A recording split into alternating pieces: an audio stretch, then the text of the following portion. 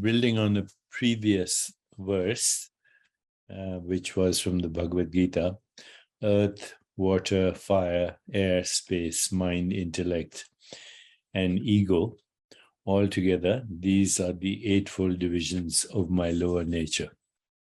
So I explained this in a previous post. But then in the same chapter, Bhagavad Gita, in the next verse, Krishna says, O mighty armed, different from this lower nature, know my higher nature as the life element by which the universe is upheld. So what is the life element? Well, it's awareness. Awareness is life. The life element is consciousness. And it is this consciousness that is modifying itself into all forms and phenomena. So here's one more from the Upanishads, from the Atma Bodha. The world appears to be real as long as the non-dual Brahman, the substratum of all, is not realized like silver in an oyster shell. So if you go on a full moon night, sometimes you'll find oysters that glimmer as silver. It's only when you pick them up you see that the silver that you saw on the beach, strewn on the beach, the silver strewn on the beach was an illusion, like a mirage, like a dream. Okay. As soon as you know, oh, that's not silver, then it's not silver anymore. So there are many analogies like this in the Vedanta, snake and rope. You think it's a snake and you jump and you have a sympathetic overdrive till you realize it's just a rope. So the illusion actually is a superposition on the infinite invisible. It's a superposition. It's a modified form in the form of sensations, five perceptions. So now ask yourself this question, which has been asked since ancient times. Is there sound if there was no one to hear it? The answer is no, because sound is an experience in consciousness and is known in consciousness. Ultimately, it's a modified form of consciousness, the knowing of consciousness as that particular vibration. So it is experienced in consciousness, known in consciousness. It's a modified form of consciousness. It is made out of consciousness.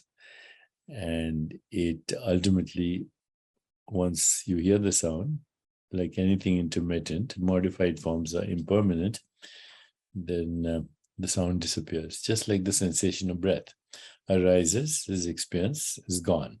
Where does it arise? In consciousness. Where it is experienced? In consciousness. Where does it disappear into?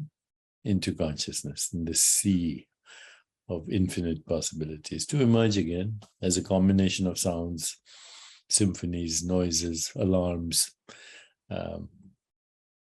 fire alarm, ambulance, sirens, but also symphonies and music and intonations and chants and healing tones, all modifications of consciousness.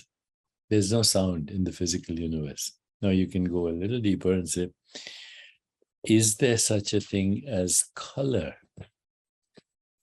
Is there such a thing as color? See behind me, color, without being seen?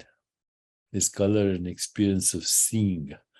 Or is it present in the physical world? The answer is there's no color in the physical world. Similarly, there's no fragrance in the physical world. There's no taste in the physical world. There is no emotion in the physical world. There is no image as such in the physical world. There is no thought in the physical world.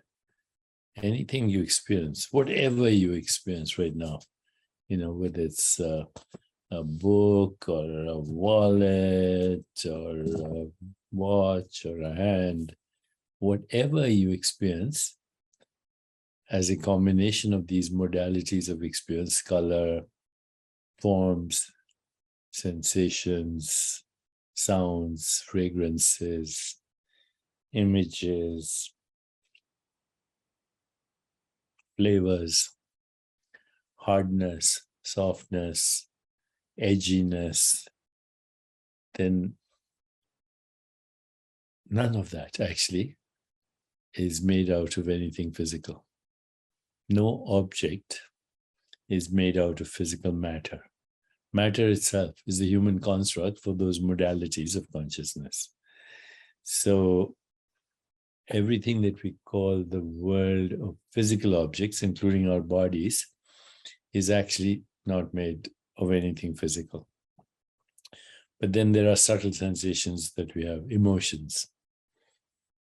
Nothing physical about them. Of course, we can see molecules connected with emotions, but those are also sensations and appearances in consciousness that correlate with the emotions. So emotions don't exist in the physical world. Thoughts don't. Intuition, insight, imagination, creativity, higher consciousness. None of this exists in the physical world. And the physical world actually is made up of, as we heard, these 8 elements of existence: earth, water, fire, air, space, and then all the subtle elements, going back to the mind, intellect, ego, and then emanating from the field of pure joy. Who are we? We're all of that.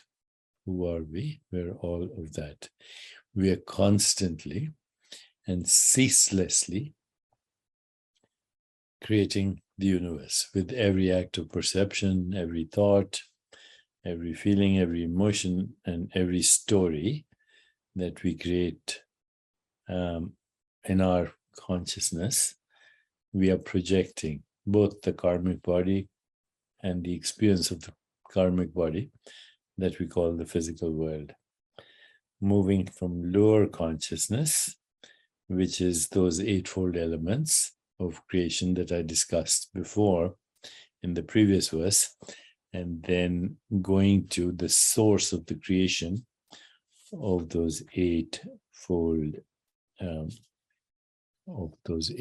elements. The world appears to be real as long as the non-dual Brahman, the substratum of all, is not realized, like silver in an oyster shell. O mighty armed Arjuna, different from this lower nature, know my higher nature as the life element by which the universe is upheld. By one fragment of my existence, I uphold the whole universe. That comes from Lord Krishna. One fragment of my existence, I uphold the whole universe. More soon.